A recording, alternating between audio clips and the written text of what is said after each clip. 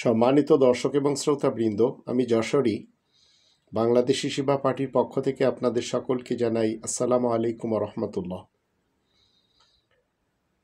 মনে রাখবেন, কারোর কারণে এবং কোনোভাবে যদি আওয়ামী লীগ পুনরায় বাংলাদেশে ফেরত আসে, তাহলে এদেশ স্বাধীন তো কাগজে কলমে থাকবে, কিন্তু সবাই ভারতের অধীনে পরাধীন হয়ে জীবন কাটাবে।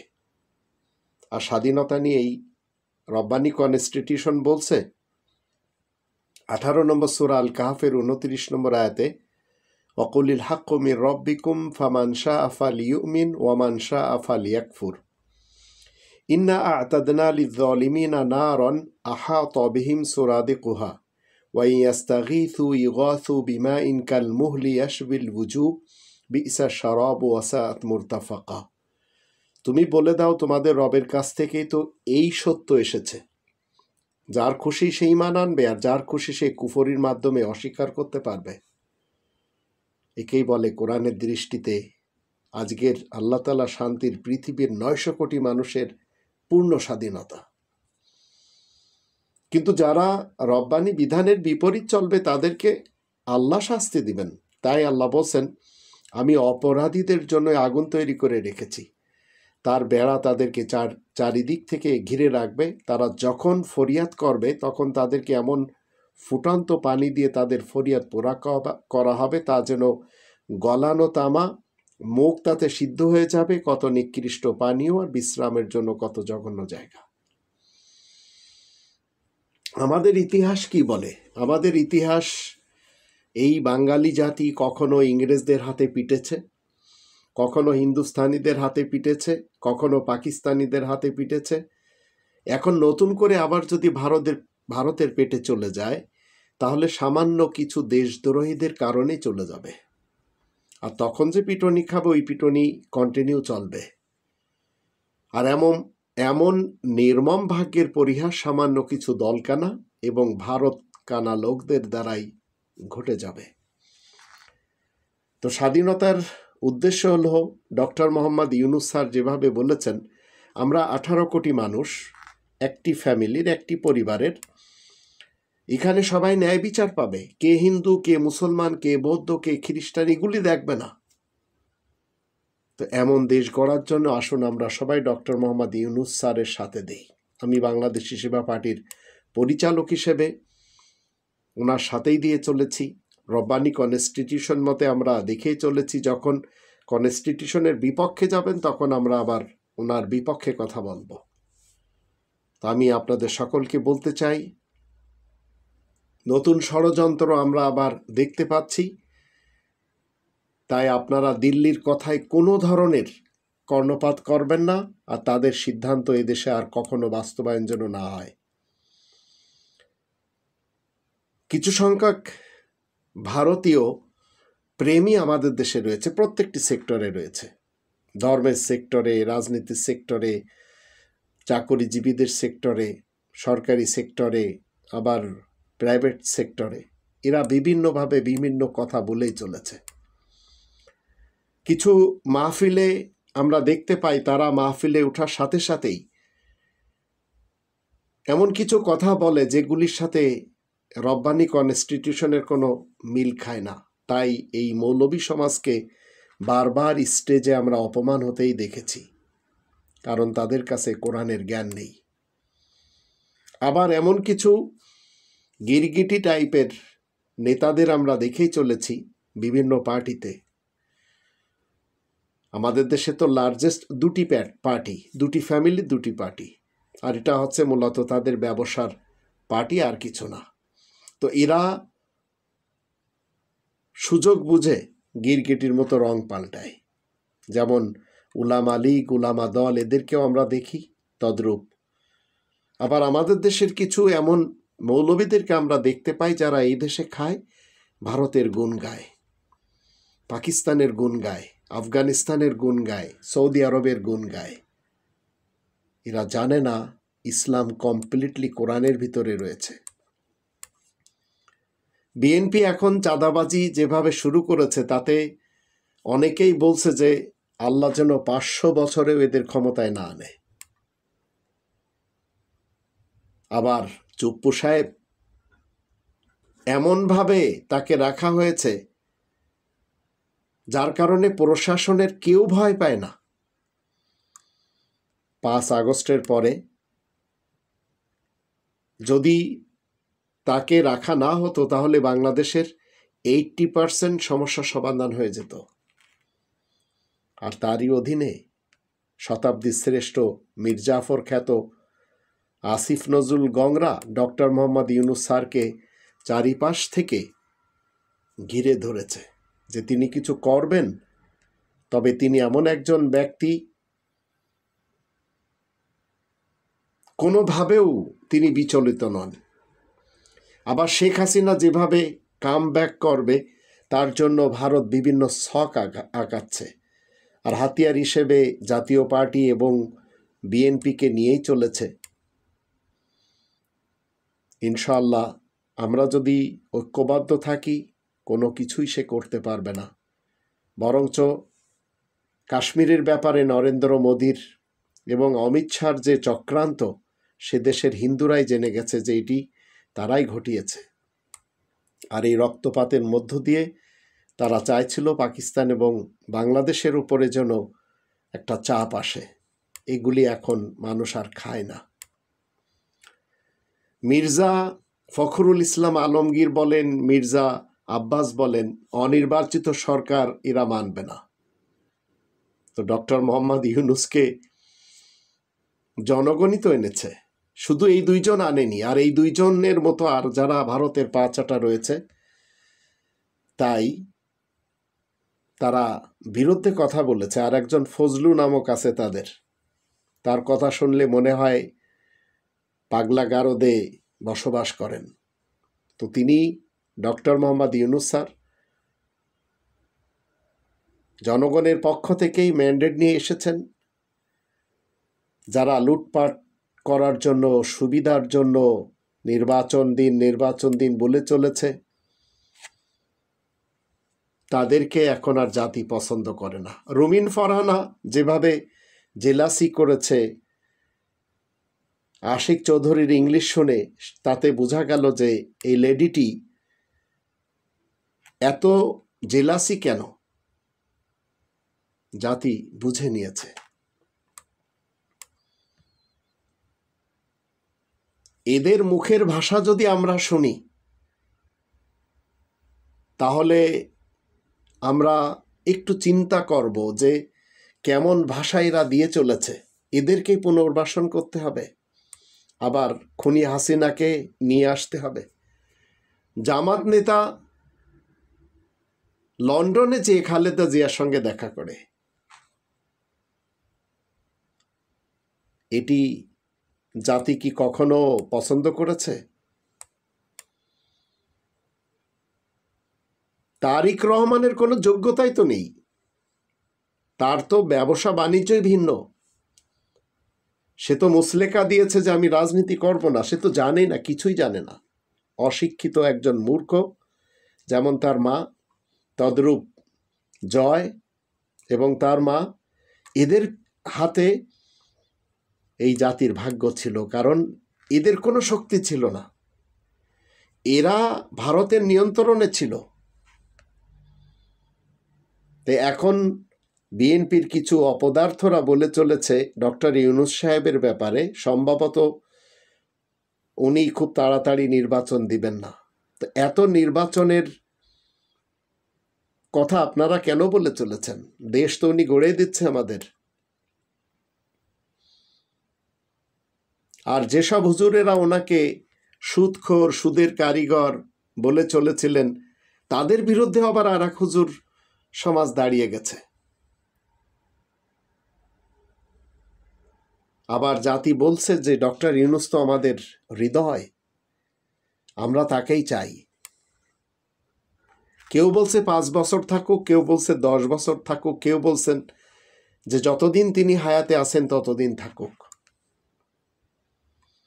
মনে রাখবেন, স্বাধীনতা যদি এবার আপনাদের হাত থেকে চলে যায় আর ডক্টর মোহাম্মদ ইউনূস স্যারের মাধ্যম দিয়ে যদি সংস্কারকে স্থায়িত্ব না করা যায়, তখনই এই ভারতের দালালরাই আবার ক্ষমতায় আসবে। আপনাদের আর কোনোভাবেও সুযোগ দেওয়া হবে না বাঁচার। আপনারা বাঁচার মতো বাঁচবেনও না এবং মরার মতো মরবেনও না। তা আসুন আমরা মুখের উপর সত্যি বলতে শুরু করি। দেখবেন ধীরে ধীরে অনেক লোক দূরে সরে যাবে, আর যারা থেকে যাবে তাদের নিয়ে আমরা দেশ গড়ি। দেখবেন অনেক ভালো কিছু হয়ে যাচ্ছে। আজ অনেক নেতাদের, বিএনপি নেতাদের ভাষণের মাঝে চাঁদাবাজ চাঁদাবাজ নামে স্লোগান দেওয়া হচ্ছে, বিএনপি চাঁদাবাজ, কারণ তাদের ভিতরেও তিক্ত হয়ে গেছে মানুষ। জামাত ইসলামের আমরা যদি দেখি, তারা মন্দিরে যেয়ে, পূজা মণ্ডপে যেয়ে সেখানে গীতা পাঠ করছে, মুখস্থ বিদ্যা। আবার আর এক শ্রেণীর মৌলবীরা বলছে এটাও তো কেয়ামতের আলামত। তো দুমুখ একটি পার্টি হচ্ছে জামাত শিবির বা জামাত ইসলাম।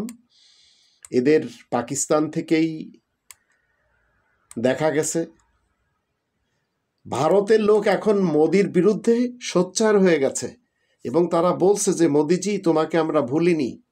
নোট বাতিলে তোমার ব্যর্থতা, 15 লক্ষ টাকা কারোর অ্যাকাউন্টে আসেনি, বছরে 2 কোটি বেকারের চাকরি কারোর হয়নি, কালো টাকা ফেরত আসেনি, উন্নয়নশীল দেশের তালিকা থেকে ভারত বাদ পড়েছে, বিশ্ব ক্ষুধা সূচকে তারা 100তম দেশ হিসেবে দেখেই চলেছে, পেট্রোল, রান্নার গ্যাসের দাম কন্টিনিউ বেড়ে চলেছে, অমিত শাহের সেলের 16,000 গুণ সম্পত্তি বেড়েছে, জীবনদায়ী ওষুধের দাম দ্বিগুণ হয়েছে, আদানি আম্বানির ঋণ মওকুফ হয়ে গেছে, মালিয়া মোদি টাকা লুটে বিদেশে পালিয়েছে। এখন কেউ মোদির সাথে দিতে চাচ্ছে না, গুটি কতক লোক ছাড়া। আবার জয় বাহাদুর কি বলছে, আমার মা কিছুই করেনি, যা করার তার লোকেরা করেছে, আমার মা শেখ হাসিনা নির্দোষ। এরপরেও আপনারা তাকে আনতে চাচ্ছেন। আবার কেউ কেউ বলে চলেছেন, হিন্দুদের একজন বলেছে যে আমরা না হয় একবার জামাত ইসলামীকে ক্ষমতায় বসাই। এটিও ভারতের একটি প্ল্যান, যা এদের মুখ থেকে বেরোচ্ছে।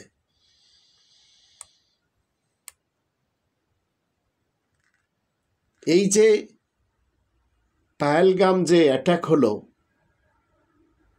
আবার হিন্দু বলে মেরেছে, বিজেপি যে নোংরামি কত করতে পারে, তো সে দেশের বড় বড় আইনজীবীরা, বড় বড় শিক্ষিতরা বলে দিয়েছে যে এগুলি হচ্ছে মোদি তার বাচ্চাদের দিয়ে করায় পাকিস্তানের উপরে দোষ দিচ্ছে। আর আমাদের দেশের মৌলবী সমাজ তারা লেগে আছে কিভাবে দজ্জালকে আনতে হবে, কিভাবে গজওয়া হিন্দ করতে হবে, কিভাবে ঈসা রাসূলকে আনতে হবে, কিভাবে ইমাম মেহেদিকে আনতে হবে, কিভাবে কবরের আযাব সত্য প্রমাণ করতে হবে, কিভাবে মুখ ঢাকা বোরকা পরাতে হবে। এগুলির কথা কোরআনে নেই, কিন্তু আমাদের দেশ নষ্ট করার পিছনে 2 শ্রেণীর লোক। এই 2 শ্রেণী ভারত প্রেমী, এদের তীর্থস্থান ভারত। দুর্নীতিবাজ পলিটিশিয়ান, ধর্মজীবী মোল্লা। তো ডক্টর মোহাম্মদ ইউনূস স্যার কি করবেন? আমাদের দেশের মাদ্রাসাগুলিতে শিক্ষা কি দেওয়া হচ্ছে? ঢিলা ডান হাত দিয়ে নিতে হবে না বাম হাত দিয়ে নিতে হবে? কয়টা নিতে হবে? ঘুমাতে হবে কিভাবে? পায়খানা কিভাবে করতে হবে? এই হচ্ছে হুজুরদের ধর্ম। তো এই সব করতে যেয়ে যদি আবার খুনি হাসিনা এসে যায়, মনে রাখবেন এই দেশটি ভারতের পেটে চলে যাবে। মির্জা ফখরুলের মেয়ে ডাইরেক্ট বলছে যে আমি বাবার থেকে ডক্টর মোহাম্মদ ইউনূস স্যারকে অনেক বেশি ভালোবাসি। আর এই কথাটি নিজ দেশে থাকলে বলতে পারতো না, আজ থাকে ভিন দেশে, অস্ট্রেলিয়ায়। তো যোগ্যতা সম্পন্ন ব্যক্তি আমরা ডক্টর ইউনূস স্যারকে পেয়েছি, কোনোভাবে যদি আমরা তাকে খোয়াইয়ে ফেলি, মনে রাখবেন আমাদের কপাল পুড়বে। সারা দেশের সকল মানুষ চাচ্ছে ডক্টর ইউনূস স্যার ক্ষমতায় থাকুক, গুটি কতক লোক চাচ্ছে না। আর ভারতের পেটে এসে গেলে আপনারা স্বাধীনতা কি জিনিস ভুলেই যাবেন। অনেক শিক্ষিতরা এখন বলছে বিএনপি আওয়ামী লীগ একই, আর এরা, ফরহাদ মাজার সাহেব তো বলেছেন তরুণদেরকে বাঁচতে দেবে না যদি ক্ষমতায় এসে যায়। আর তরুণদের ভিতরে যে পার্টি তৈরি হয়েছে, সেই পার্টির আপনারা দেখলেন আমার একটি ভিডিওতে, যেই পার্টি আমি বিলুপ্ত চাই, কারণ পার্টি এখনো ফুলফিল হয়নি 400 কোটি টাকার দুর্নীতি।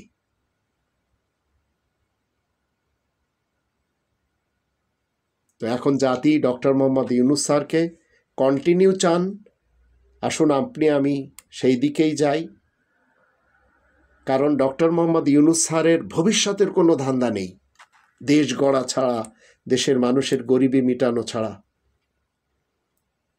আর বিএনপি আর আওয়ামী লীগ, এদেরকে যদি আপনারা মনে করেন রাজনৈতিক দল, ভুল।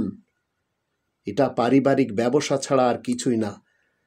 একদল জিয়াউর রহমানের নাম ভাঙিয়ে খায়, একদল মুজিবুর রহমানের নাম ভাঙিয়ে খায়, আবার মাঝে নিয়ে এসেছে মুক্তিযোদ্ধার চেতনা। এইগুলি এখন আর জাতি খাচ্ছে না। তাই আপনাকে আমাকে ডক্টর মোহাম্মদ ইউনূস স্যারকে সম্মান দিতে হবে, এবং কোনোভাবেও যেন তিনি আমাদের হাতছাড়া না হয়ে যান, তাকে কাজ করার আসুন আমরা সুযোগ করে দিই। নইলে এই দেশ ভারতের যেভাবে এখন বিভিন্নভাবে ষড়যন্ত্র, তাতে এই দেশ যদি বিএনপির হাতে যায়, তারপরেও আওয়ামী লীগের হাতে চলে যাবে। বিএনপির হাতে যাওয়া মানে আওয়ামী লীগের হাতে যাওয়া, আর আওয়ামী লীগের হাতে যাওয়াই মানে ভারতের পেটে ঢুকে যাওয়া। তখন স্বাধীনতা আমরা ভুলে যাব। তাই আসুন রব্বানি বিধান মতে যে আয়াতটি আপনাদের সামনে আমি তুলে ধরেছিলাম, সেই আয়াত মতে আমরা সম্প্রীতির সাথে 17 নম্বর সূরা বানী ইসরাইলের 70 নম্বর আয়াতে আল্লাহ বলেছেন, ওয়ালাকাদ কাররামনা বানী আদম। বানী আদমকে আল্লাহ সম্মান দিয়েছেন, সেই সম্মানের সাথে আমরা একে অপরের সাথে বাঁচি। আল্লাহ আমাদের সেই তৌফিক দান করুন। এই শহীদরা না থাকলে প্রফেসর মোহাম্মদ ইউনূস আপনি আজকে জেলে থাকতেন। 6 তলার বিল্ডিং, লিফট ছাড়া, বিদ্যুৎ ছাড়া বিল্ডিং এর 6 তলায় হাসিনা আপনাকে উঠবস করাইতো। সেই দিনের কথা ভুলে যাবেন না। অথচ এখানে অনেক উপদেষ্টা দেখেছি 71-এর চেতনা বিক্রি করতে করতে 14ই ডিসেম্বরের শহীদদের কবর জিয়ারত করতে করতে মুখে ফেনা তুলে ফেলেছেন। কিন্তু রায়ের বাজার বধ্যভূমিতে জুলাইয়ের 114 শহীদের কবর জিয়ারত করার সময় তাদের নাই। আওয়ামী লীগ রাজনৈতিক দলের ডেফিনেশনে পড়ে কিনা সেটা আগে আদালতে আওয়ামী লীগকে প্রমাণ করতে হবে। যদি জনতার আদালতে, বাংলাদেশের গণ অভ্যুত্থান পরবর্তী বাংলাদেশ 2-এর আদালতে এবং বিচারিক আদালতে আওয়ামী লীগ প্রমাণ করতে পারে যে তারা রাজনৈতিক দলের সংজ্ঞা, সকল সংজ্ঞা পূরণ করেন, অনলি দেন তাদের রাজনীতি থাকার প্রশ্ন দ্বিতীয় প্রশ্ন আকারে আসবে। কিন্তু আমাদের কাছে গণ অভ্যুত্থানের যেই রিপোর্ট মানবাধিকারের দপ্তর থেকে এসছে, জাতিসংঘের কাছ থেকে, এটা খুব প্রচ্ছন্নভাবে পরিষ্কার। 45-এ যেই যুক্তিতে এবং যেই কারণে জার্মানিতে নাৎসিদেরকে নিষিদ্ধ করা হয়েছিল, ফ্যাসিস্টদেরকে ইতালিতে নিষিদ্ধ করা হয়েছিল, ফ্রাঙ্কোর দলকে নিষিদ্ধ করা হয়েছিল, দক্ষিণ আমেরিকার প্রত্যেকটা গণ অভ্যুত্থানের বিপক্ষের শক্তিকে নিষিদ্ধ করা হয়েছিল, কঙ্গো এবং বুরুন্ডিতে সেই লাল কাল মার্কসের খ্রিস্টান মিলিশিয়াদেরকে নিষিদ্ধ করা হয়েছিল, জঙ্গি ট্রিপল এক্সকে যেইভাবে ক্লু ক্লাক্স ক্লানকে আমেরিকাতে নিষিদ্ধ করা হয়েছে, তার প্রত্যেকটা সংজ্ঞায় আওয়ামী লীগ নোবেল পুরস্কার পেয়েছে। এবং ঠিক একই কারণে আওয়ামী লীগ নামক কোন এন্টিটির রাজনৈতিক দল আকারে কোন সুবিধা পাবার কোন সুযোগ 24-এর গণ অভ্যুত্থানের পরে স্বাধীন বাংলাদেশে আর থাকতে পারে না। অতএব 1400 শহীদের রক্ত দিয়ে দেয়ালে দেয়ালে আওয়ামী লীগের ভবিষ্যৎ লেখা হয়ে গেছে। ওই ভবিষ্যৎ কোন কালো কালি দিয়ে মুছে দিয়ে আবার নতুন করে লেখবার প্রয়োজন হবে না। তাই প্রশ্ন হচ্ছে আওয়ামী লীগ প্রশ্ন আমরা কিভাবে ডিল করব, এটাই হচ্ছে সম্মিলিত সিদ্ধান্তের জায়গা। এবং প্রধান উপদেষ্টার সাথে আমরা যখন দেখা করেছি, বারবার বলেছি 4টা গণ তদন্ত কমিশন গঠন করবার জন্য। তার ভিতরে আজকের ইনকিলাব মঞ্চ যাদের কথা বলছে, যাদের দাবি নিয়ে আজকে হাজির হয়েছে, তাদের প্রত্যেকের ব্যাপারে আমরা বলেছি শাপলার গণহত্যার জন্য গণতদন্ত কমিশন করতে হবে, পিলখানার গণহত্যার জন্য গণতদন্ত কমিশন করতে হবে। কিন্তু আমরা দুঃখজনকভাবে দেখলাম পিলখানার থেকে দায়িত্ব এড়িয়ে একটা প্রজ্ঞাপন দিয়ে যে কমিশন দেওয়া হয়েছে তার ক্ষমতা খর্ব করা হয়েছে। সে মামলার প্রশ্ন আলোচনা করতে পারবে না, কোনো ফাইল রিকল করতে পারবে না, সাক্ষীদেরকে তদন্ত করতে পারবে না। ঠিক এইভাবে একই চক্রান্ত করে একটা আইওয়াসের কমিশন দিয়ে বাংলাদেশে আবার নতুন ষড়যন্ত্র হচ্ছে। যারা 2009 সালে আমার স্বাধীনতা সার্বভৌমত্বের 2টা ফোর্সকে এট এ টাইম ধ্বংস করে দিয়েছে, তাদেরকে বিচারিক আদালতের মাধ্যমে, কমিশনের মাধ্যমে বাঁচিয়ে দেবার নতুন ব্লু কলার ক্রাইমের শুরু হয়েছে। এই কমিশনকে দায়িত্ব খর্ব করে যেটা করা হয়েছে সেটাকে আমরা প্রত্যাখ্যান করছি এবং আমরা বলছি নতুন করে প্রজ্ঞাপন দিয়ে তার টার্মস অফ রেফারেন্সকে রিভাইজ করতে হবে এবং গণ তদন্ত কমিশনের ফর্মে নিয়ে আসতে হবে। আমরা তৃতীয় বলেছিলাম বাংলাদেশে গুম খুন আয়নাঘর থেকে শুরু করে গত 16 বছরে যেই রাষ্ট্রীয় মদদে খুন খারাপির রাজত্ব কায়েম করা হয়েছিল সেটার জন্য গণতদন্ত কমিশন করতে হবে। ঠিক একইভাবে দেখলাম একটা গুম কমিশন করা হয়েছে যার ক্ষমতা নাই, যাকে অযোগ্য লোক দেওয়া হয়েছে, পাবলিকলি সাফিসিয়েন্টলি ম্যান পাওয়ার দেওয়া হয় নাই। গণতদন্তের যে ফর্ম আমরা বলেছি, যে কাঠামো প্রস্তাব করেছিলাম, সেই কাঠামো পর্যন্ত দেওয়া হয় নাই। ঠিক একইভাবে প্রধান উপদেষ্টাকে আমরা বলেছিলাম জুলাই আগস্টের গণ অভ্যুত্থানকে ঘিরে একটা গণতদন্ত কমিশন করেন এবং আমরা এটার ফরম্যাট পর্যন্ত একাধিক উপদেষ্টাকে দিয়েছি। আমেরিকার কংগ্রেশনাল হিয়ারিং এর মডেলে, সিনেট হিয়ারিং এর মডেলে, ব্রিটিশ এবং ইউরোপিয়ান পার্লামেন্টগুলোতে যেভাবে উন্মুক্ত শুনানি হয় সেই শুনানির মডেলে করে সেইখানে গণতদন্ত কমিশন হতে হবে।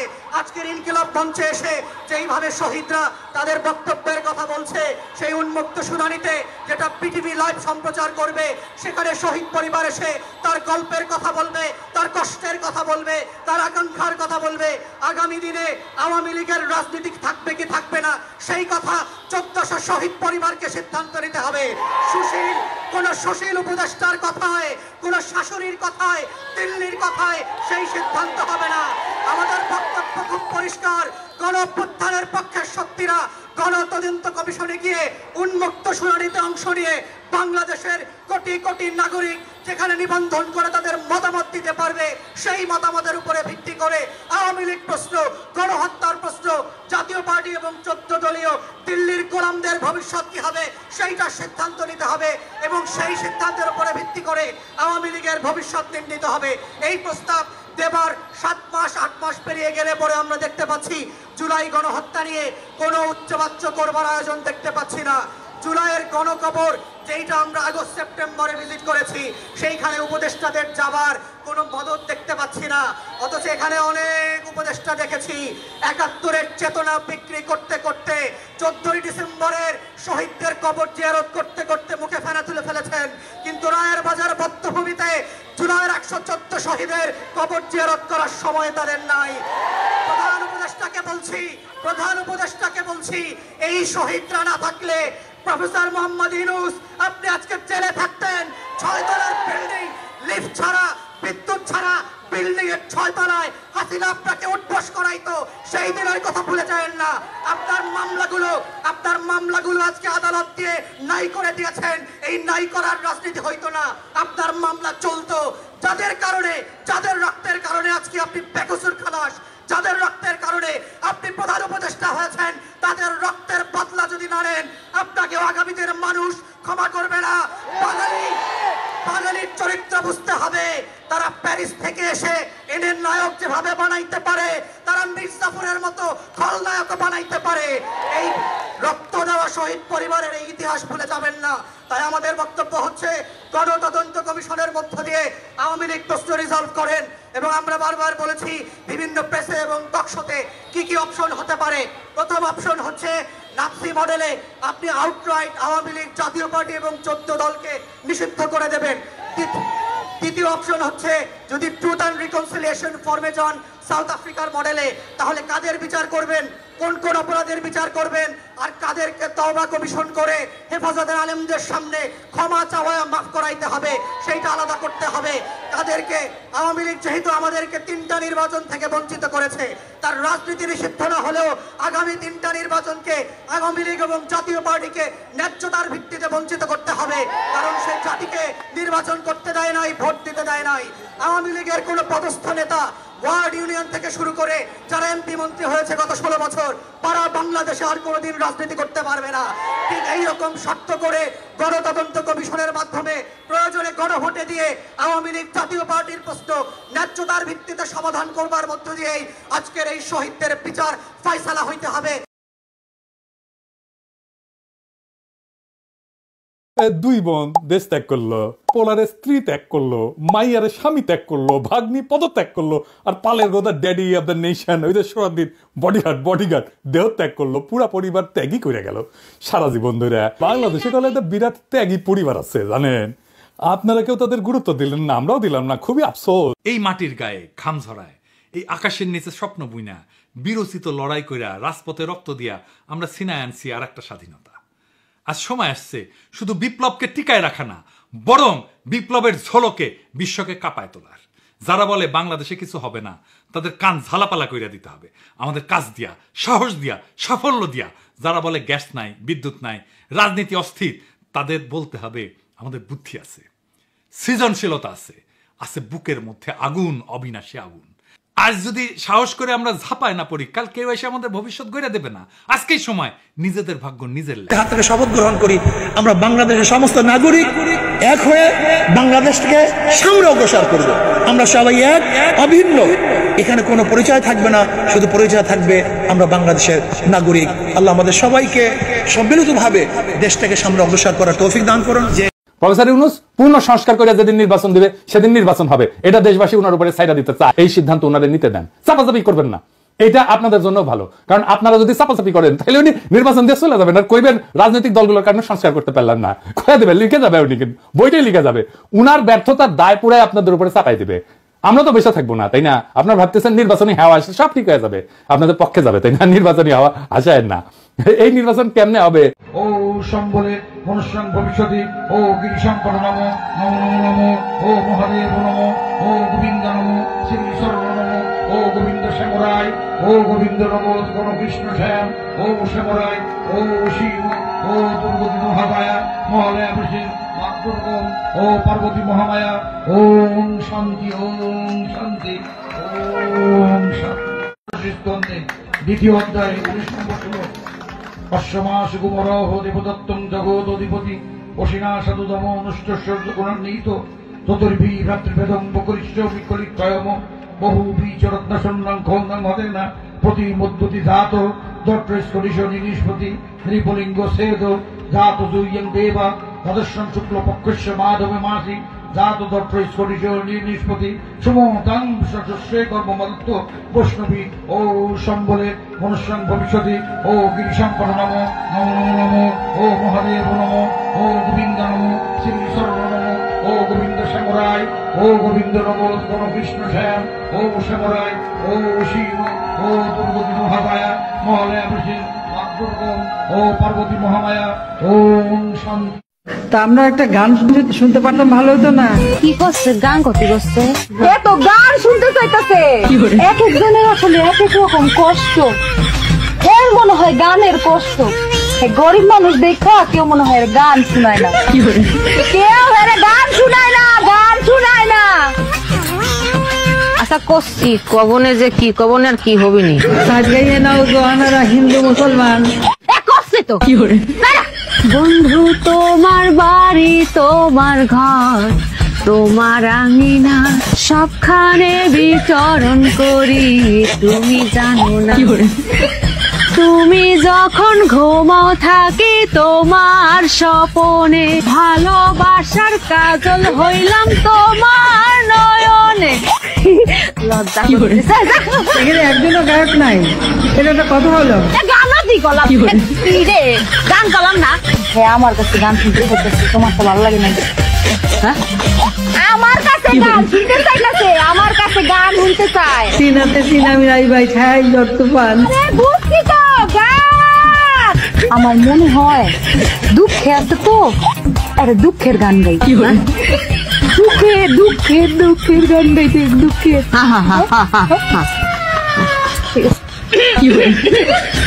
তোমার বন্ধু তখন বউ লইয়া তোমার বাড়ির সামনে দিয়া রঙ কইরা হাইটা যায় ও বুকটা হাইটা যায় ও তোমার বুকটা হাইটা যায়। খুব সুন্দর, অনেক অনেক ধন্যবাদ। রহমান যদি জীবিত থাকে বাপ ব্যক্তি ইলেকশনটা বাংলাদেশে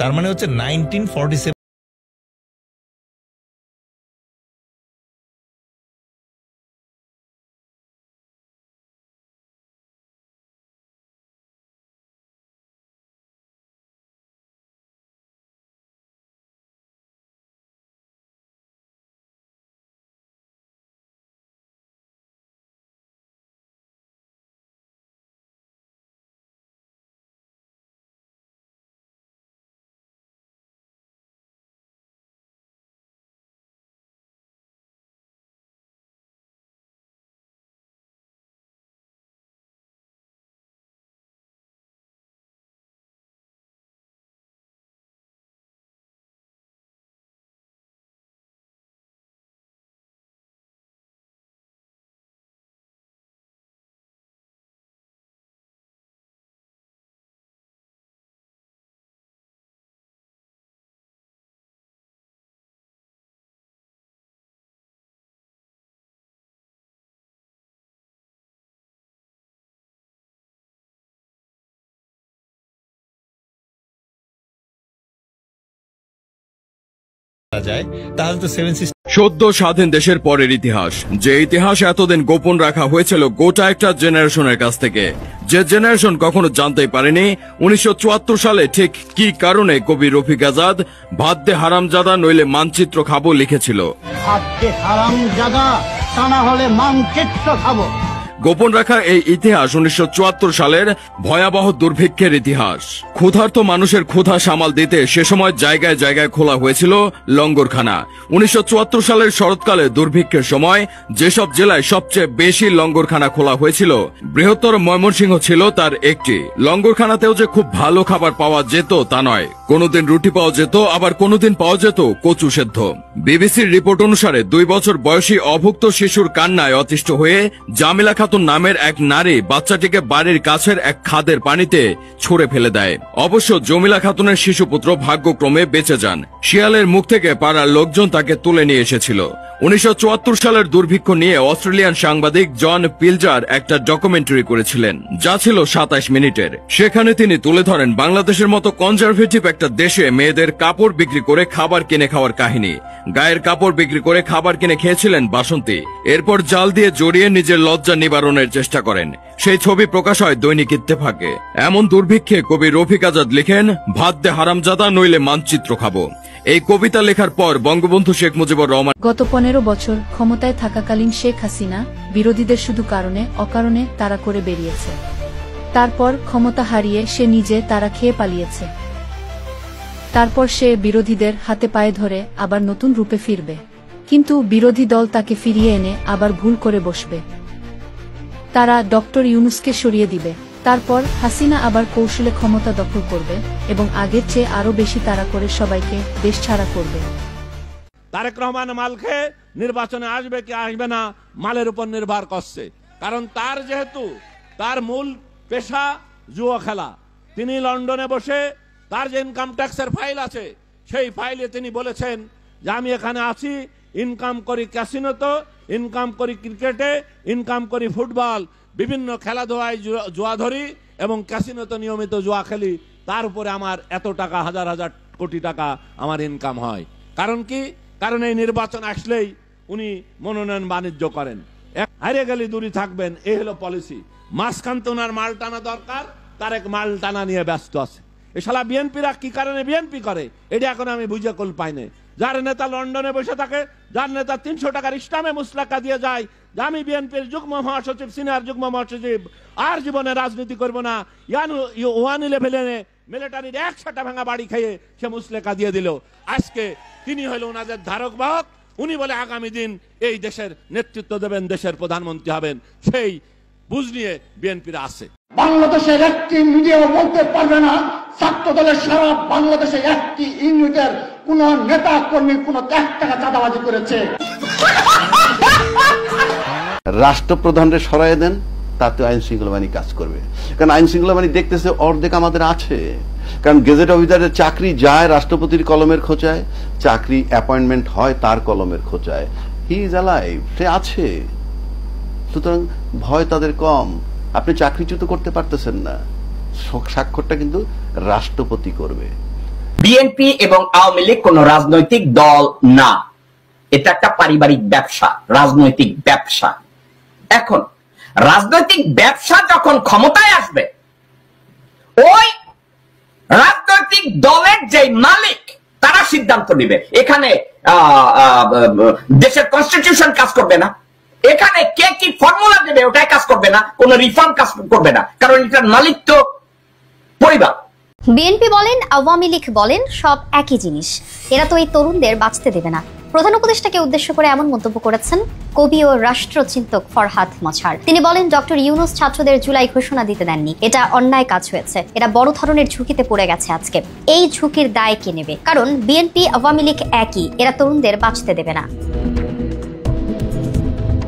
জাতীয় প্রেস ক্লাবের রাষ্ট্র গঠনে সংস্কার কমিশনের প্রস্তাব ও তার বাস্তবতা শীর্ষক আলোচনা অনুষ্ঠানে তিনি এসব কথা বলেন। রাজনৈতিক দল নিবন্ধন আইন সংশোধন আন্দোলন নামের একটি সংগঠন এই অনুষ্ঠান আয়োজন করে। অনুষ্ঠানে তিনি ডক্টর ইউনূসকে উদ্দেশ্য করে বলেন, আপনি যে জুলাই ঘোষণা করতে দেন নাই, কি যুক্তিতে দিলেন না? বলেছেন আপনি জাতীয় ঐক্যমত্য তৈরি করবেন। একটা কথা বলতে চাই, বাপের নাম কি ছেলে দেয়? এর আগে 2024 সালের 31শে ডিসেম্বর কেন্দ্রীয় শহীদ মিনারে জুলাই গণ অভ্যুত্থানের ঘোষণাপত্র প্রকাশ করার কথা ছিল। এই ঘোষণাপত্র নিয়ে তখন রাজনৈতিক অঙ্গনে নানা আলোচনা হয়। পরে অন্তর্বর্তী সরকার এই ঘোষণাপত্র তৈরির লক্ষ্যে রাজনৈতিক দল ও অন্যান্য অংশীজনদের সঙ্গে আলোচনা করবে জানায়, কিন্তু এখন পর্যন্ত সেটা কার্যকর করা হয়নি। বিষয়টি এখন আবার সামনে এনেছেন ফরহাদ মজহার। তরুণদের ব্যাপারে অসম্ভব রকম চিন্তিত জানিয়ে ফরহাদ মজহার বলেন, আজকে যখন ডক্টর ইউনূস তাদের সঙ্গে কথা বলছেন, একবারও তাদের বলেননি যে তোমরা নিজেরাও নির্বাচন করে আসো। তিনি বলেন, তাদের মধ্যে নির্বাচন নেই, কাউন্সিল নেই। এই যে ব্যাপারগুলো রয়ে গেছে, তরুণরা এই ব্যাপারটা খেয়াল করছে না। তাই আমি তরুণদের ব্যাপারে অসম্ভব রকম চিন্তিত। বাংলাদেশে ফ্যাসিবাদ প্রথম কায়েম করেছিল 40,000 মানুষকে খুন করে বলছিল, কোথায় আর সিরাজ শিকদার? সিরাজ শিকদার ধৃত, পালাতে গিয়ে নিহত। আসলে কিন্তু সিরাজ শিকদারকে বুকে গুলি করা হয়েছিল, পালাতে গিয়ে বুকে গুলি হতে পারে না। সেকেন্ড, এই 40,000 পর 6.5 লক্ষ মানুষকে জীবন দিতে হয়েছিল দুর্ভিক্ষে। 3 নম্বর হচ্ছে, ওনার ভাষা ছিল এরকম, এই রেসকোর্স ময়দানে উনি ভাষণ দিয়েছিলেন ছাত্রলীগের সবাই 23 জুলাই। উনি বলছিলেন যে এই যে আমি জাতির পিতা হইয়া খাইছি, নাইলে আস্তিন গোটাতে গোটাতে পত্রিকা আস্তিন গোটাতে গোটাতে, নাইলে হাঙ্কি বাঙ্কি ঠান্ডা করে দিতাম। আমার খুব ভালোই জানা আছে। এইটা আমার কথা নয়, এইটি হচ্ছে শেখ মুজিবের কথা। যারা সমর্থন করছেন না তারা আত্মঘাতী কাজ করছেন, এবং তাদের অন্তরের মধ্যে 2000 ছাত্রের সাধারণ মানুষের হত্যাকাণ্ড তাদের বুকে কোনো রকম ব্যথা দেয় না। তারা বুঝতে পারেন না, বিডিআরের 57 জন অফিসার সারা পৃথিবীতে কোনোদিন একদিন যুদ্ধে সকল দেশের মিলে 57 জন অফিসারকে মারা হয় নাই, মারা হয়েছে। আচ্ছা, কয়েক হাজার যে গরু জবাই করা হয়েছিল হেফাজত হত্যা নামে, সেটা আমরা ভুলে যাই নাই। মোদির আগমন উপলক্ষে যে 17 জনকে মেরে ফেলা হয়েছিল আলিম, আমরা কিন্তু ভুলে যাই নাই। আমরা কিন্তু আয়নাঘরের কিছু ভুলে যাই নাই। আর আমি কিন্তু ব্যক্তিগতভাবে আমার উপরে প্রচন্ড আক্রমণ, কিল ঘুষির চোটা, আমার নাক মুখ ফুলে গেছিল, আমি কিন্তু সেটা ভুলে যাই নাই। আমি তো ভুলে যাই না আমি ঢাকা বিশ্ববিদ্যালয় থেকে 2 বার বহিষ্কৃত হয়েছি, ফোর্স লাইভ। আমি তো ভুলে যাই নাই আমার ডাক্তার পুত্র মার খেয়েছে। আমি তো ভুলে যাই না আমার স্ত্রীকে 6 বার বদলি করা হয়েছে। আমি কিন্তু ভুলে যাই নাই যে আমাকে এই স্পেশাল রুমে ট্রেন নেওয়া হয়েছে, ডিজিএফআই আমার চলে গেছে। আমি বাসা থেকে পালিয়ে থাকতে গত বছরটা আমি সাগর পাড়ে কারোর সঙ্গে আমি যোগাযোগ করছিলাম, সেটা ধরা পড়ে যাওয়ার পর আমাকে পালিয়ে থাকতে হয়েছিল। শেখ হাসিনা বাংলাদেশে যেটা করতে capital punishment, she should be hanged.